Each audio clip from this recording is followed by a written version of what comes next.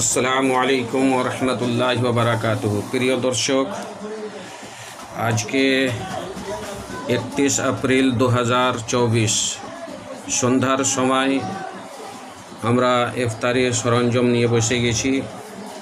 আর 9 minute সময় বাকি রয়েছে। অনেকগুলো ইফতারের সরঞ্জাম রয়েছে যে পাঠিয়েছে, অন্তর খুলে পাঠিয়েছে। আল্লাহ তাআলা তার